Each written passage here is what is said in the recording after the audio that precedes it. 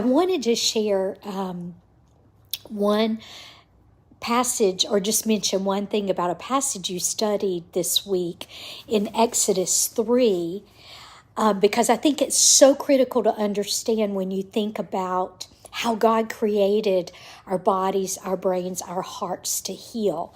Now, you'll remember, I'm going to read the passage for you again, just to get a basis here of this comment.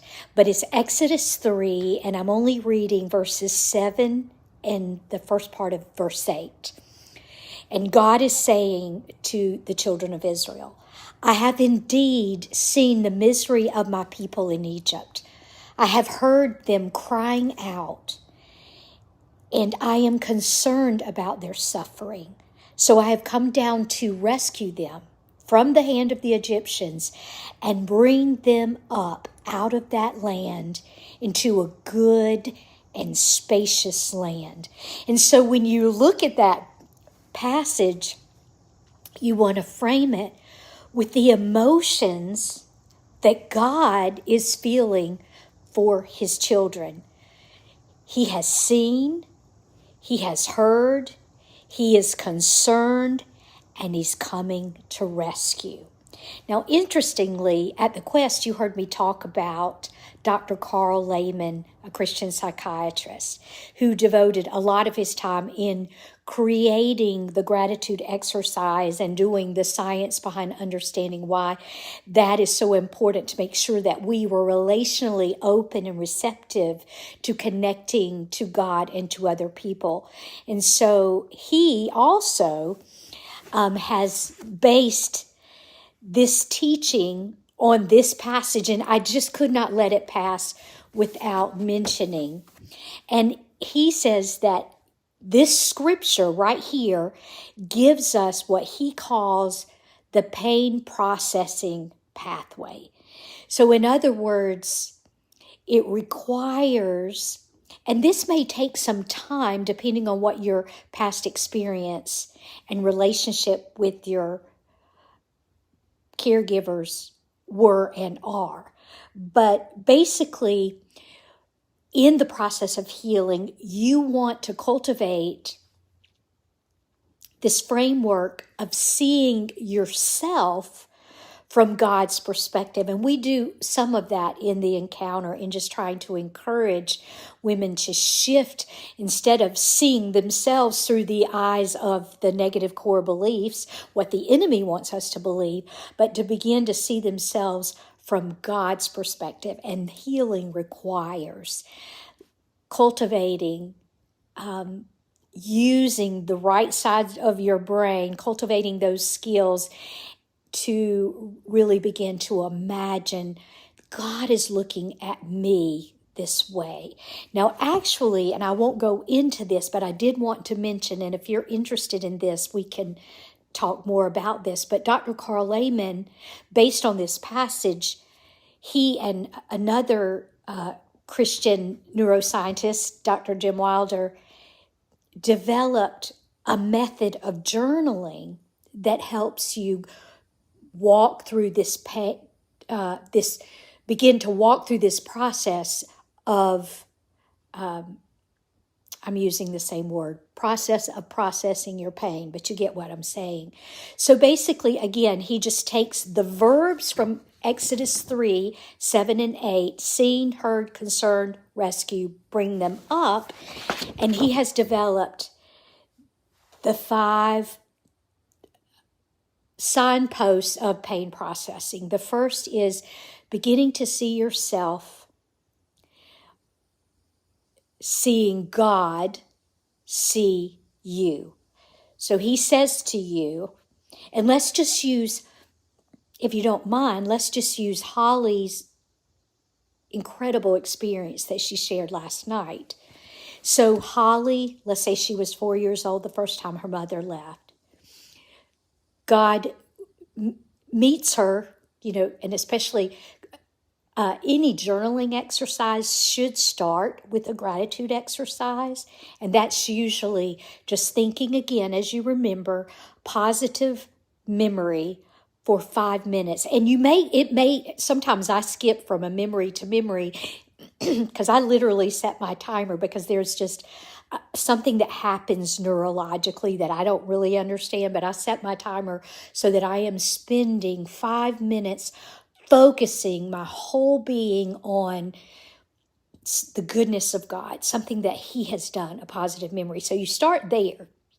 But then after that, you begin to shift and you begin imagining God coming to Holly as that little 4-year-old. And again, you're using the right side of your brain to do this, but you're imagining God saying,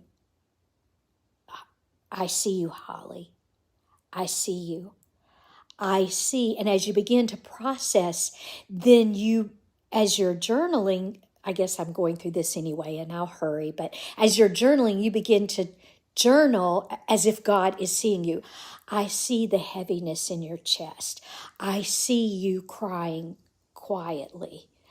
I see the pain that you are in, whatever it is. And again, we can elaborate on this later or more if you're interested.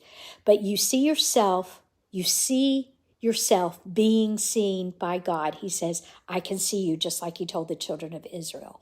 Second signpost, God says, I can hear you. So you see yourself being told by God, I can hear you. So God would come to 4-year-old Holly, and she begins to process and imagine Jesus coming to her.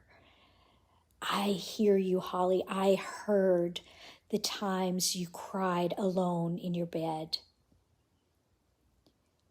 I heard you trying to talk to, I don't know if this is true or not, but I heard you asking your dad where your mom was.